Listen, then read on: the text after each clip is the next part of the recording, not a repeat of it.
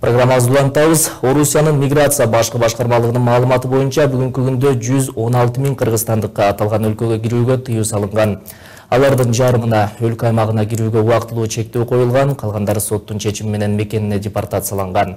2017 жылы кара тизмеден 40 миң жаран чыгышы мүмкүн. Бул тууралуу мамлекеттик миграция кызматынын төрагасы Медетбек Айдаралиев маалымдаган. Бүгүн бизде конокто аталган кызматтын төрагасынын орун басары Алмазбек Асанбаев. Саламатсызбы? Саламатсыздарбы. Быйыл 43 миң кыргызстандык кара тизмеден чыгат деп жатасыздар. Миграция кызматы бул ишти кантип иш жүзүнө ашырат? Бизде болгон маалымат боюнча, бизде болгон тизме боюнча акыркы жылдын сандарында кара тизмеде 110 миңге төмөндөгөнүн биз маалымат алдык. Ошонун ичинен эң биринчи киргендер бул 2014 жылы 3 жылдык мөөнөт менен жабылгандардын тизмелерин биз аныктап чыкканбыз. Кайсыл жылда кирген, канчалык мөөнөткө жабылган, эмне себептер менен жабылган бүт маалыматты биз кайрылган жарандарга берип жатабыз.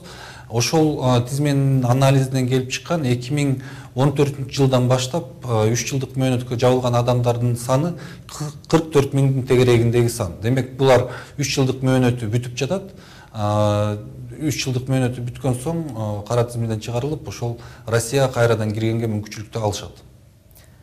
Ал эми чет элде эмгектенген кыргыз мигранттарынын негизги көйгөйлөрүнүн бири өз укуктарын билбегендиги, ал иштеген өлкөнүн миграциялык мыйзамдары тууралуу кабардар эместиги болуп жатпайбы?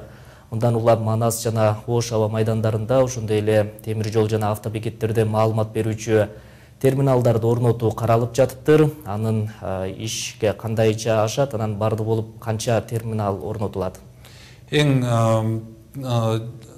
элге жетимдүү кылып маалымат берүү ошол чыгып аткан борборлордо, чет өлкөгө чыгып аткан пункттарда маалымат болсо жетиштүү болот экен деген жыйынтыкка келип, бүгүнкү күнү 2 терминалды биз сатып алдык. Бул эл аралык миграция кызматынын жардамы менен алынган жабдуулар.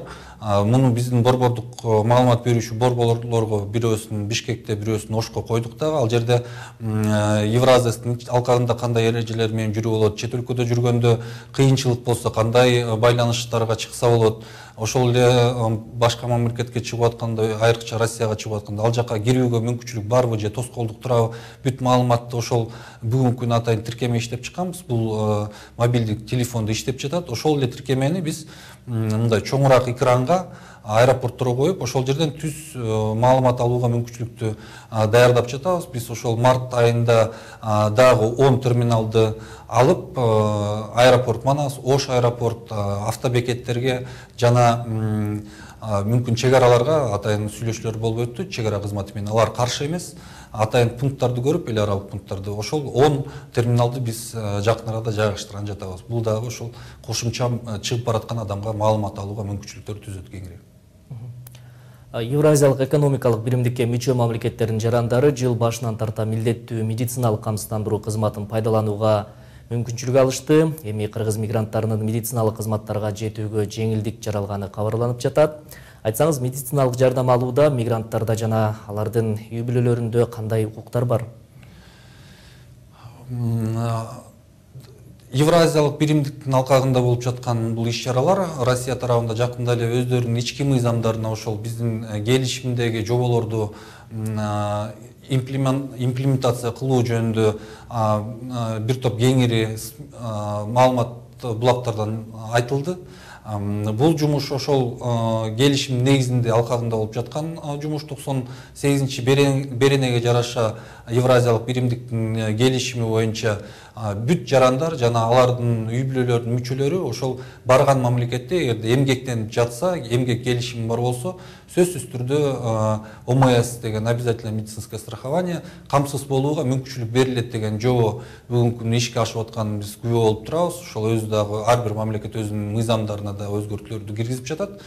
Эгерде биздин жарандар эмгектенип, мыйзамдуу түрдө келишим түзүп ишке кирген болсо, анда сөзсүз түрдө ошол төлөмдөр берилип, медициналык тармактан камсыз болууга мүмкүнчүлүктөр түзүлгөн. Бул эрежени сактоо үчүн кайрадан айтып кетейин, эмгек келишими сөзсүз түрдө мыйзамдуу түзүлүш керек. Ошондо бул камсыздоону колдонууга мүмкүнчүлүктөр бар.